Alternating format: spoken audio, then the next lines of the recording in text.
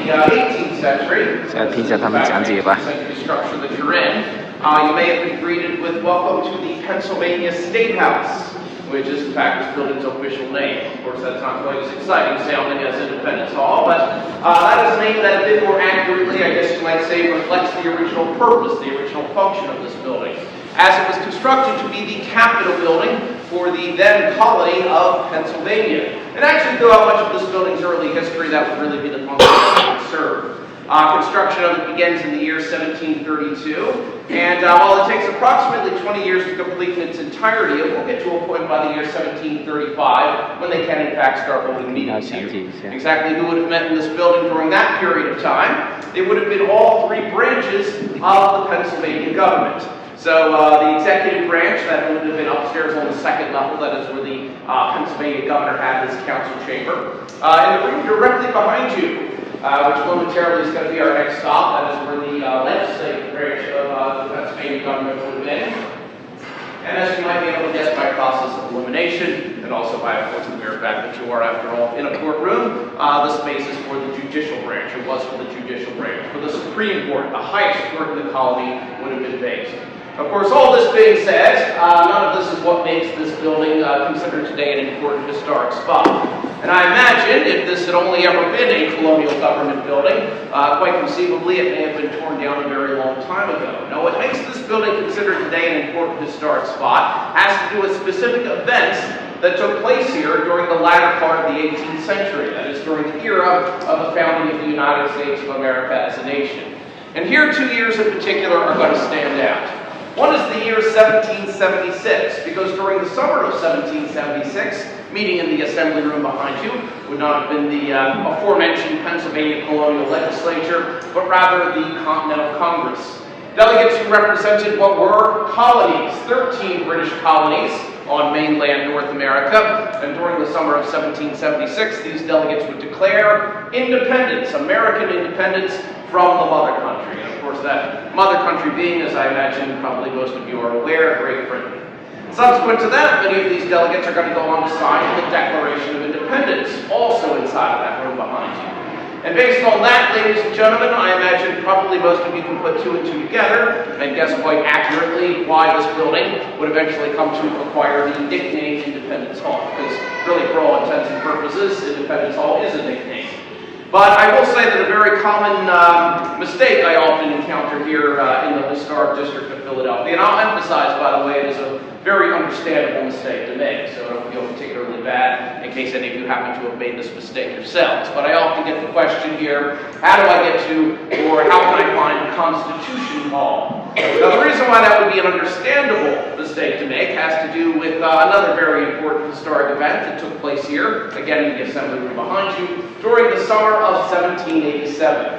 Between the months of May and September of the year 1787, held inside of that room, was the Constitutional Convention.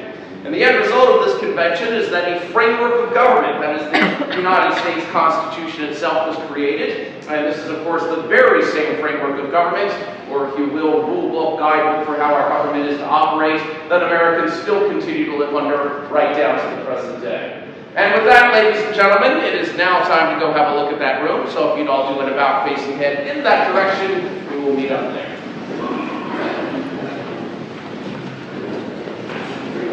And the first person to the door is you can just push him up.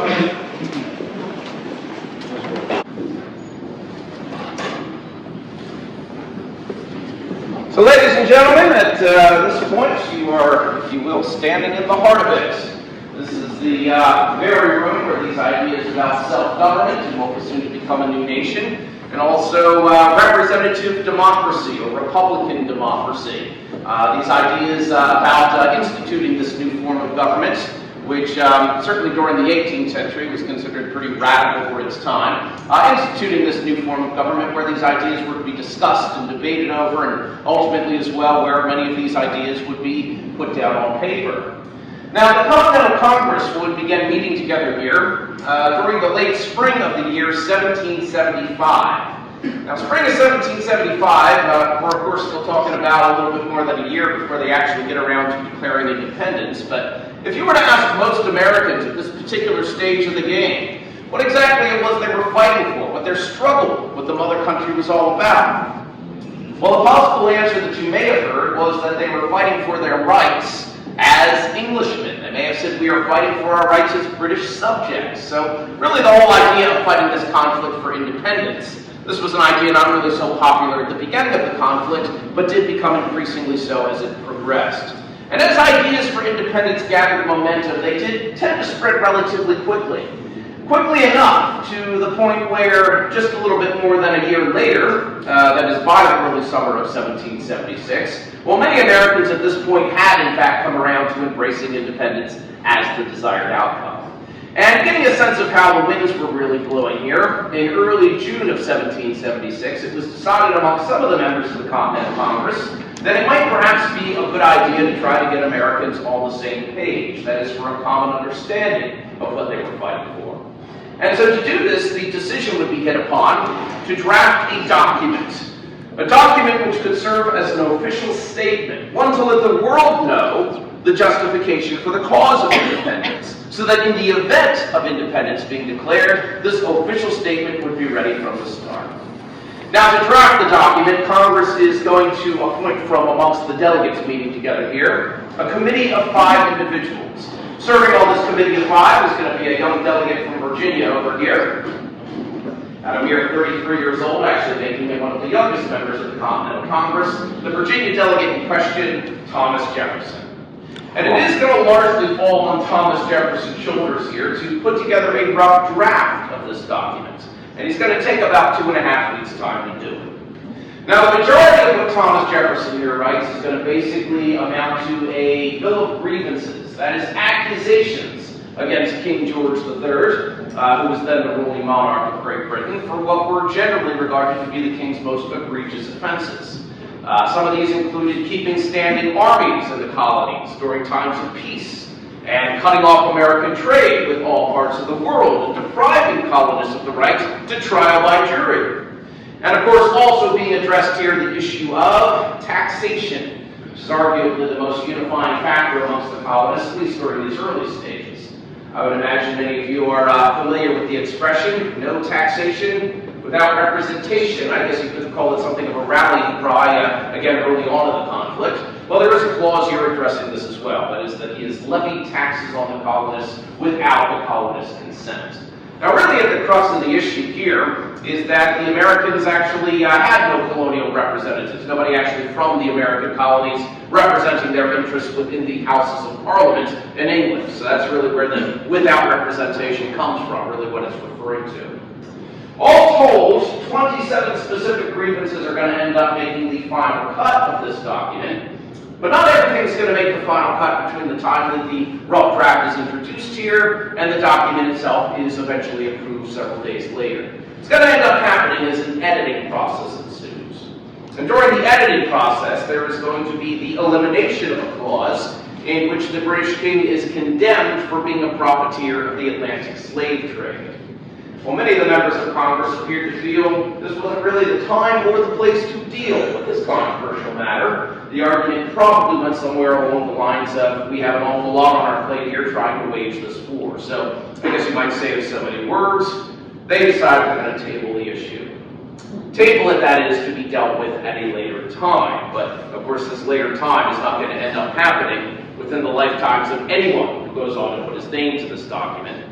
And of course, here what I'm referring to is the American Civil War. And this will be the very bloody event to take place in this nation over 80 years later, in which the issue of slavery in the United States is finally dealt with. But this moment in which the clause gets stricken, this is something that does tend to attract a lot of attention these days, and I think it's largely due to the fact that it is difficult not to speculate that had this clause been allowed to remain, and even though to be very clear on the issue, it condemns not the entire institution of slavery, but very specifically the Atlantic slave trade. But nonetheless, they perhaps would have sent a message that they were really taking a stand on the issue, and as a result of doing so, perhaps this institution would have been done away with at a much earlier time in this nation's history, and for that matter also at much less a cost in bloodshed. But of course, these are also things we'll never really have any way of delving or proving for sure. But the part of the document that is going to go on to become the best remembered, and certainly the most oft-quoted, is the part which does not really appear amongst the lengthy list of grievances, but rather it's the line early on which reads, "We hold these truths to be self-evident that all men are created equal, that they are endowed by their Creator with certain unalienable rights, that among these are life, liberty, and the pursuit of happiness." And of course, the document in question, signed right here in this room, during the summer of 1776 by most of the members of the Continental Congress, the Declaration of Independence. I imagine probably most of you are quite well aware of this, but just so that there is no confusion about what you're seeing here, this is just a gift shop copy. There is in fact only one authentic signed version of this document, and that's on display in the National Archives building in Washington, D.C. Now, the part I just quoted to you, again, probably fair to say is the best known line, and it does seem to be the case as well. When people do quote from this document, they have a tendency to confine it to that one part, which is indeed understandable. It is obviously pretty inspiring words there, to say the least. But the part that comes immediately after that is also a very important piece of the equation. To secure these rights, governments are instituted among men deriving their just powers from the consent of the government, which might ultimately be the most radical statement being made here. Now, it is entirely possible that 200 plus years later, we've somewhat lost touch with all the implications of a line like that. But you do have to keep in mind that over 200 years ago, really the point of reference that people back then had for governments all over the world would not have been representative democracies or republican democracies, but rather monarchies. Governments headed by kings, queens, emperors, and taken in that context, this line is essentially a challenge, really, against what was argued to be the arbitrary authority of such a form of government. And the point is further being made here that it is, in fact, the governed, in other words, obviously, the people who should be the check on their government as opposed to it being the other way around. 56 names in all are going to end up going on this document, names such as Jefferson and John Adams of Massachusetts and his cousin Samuel Adams. John Hancock, obviously tough to miss his signature here, president of the Continental Congress and the first to put his name to it. There would also be Roger Sherman of Connecticut, Caesar Rodney of Delaware, Richard Henry Lee of Virginia, and of course Pennsylvania's own Benjamin Franklin. 56 names in all on a document eventually coming to be regarded as the birth certificate of a new nation. The fight to actually win independence, that's going to continue. In fact, it continues for another 7 years following the signing of this document, finally concluding in the year 1783. 4 years later, in 1787, the Constitutional Convention, which was a convention at the time often referred to as the Philadelphia Convention, would meet together here in this room for the purpose of discussing ways of strengthening the ties that bound these states together.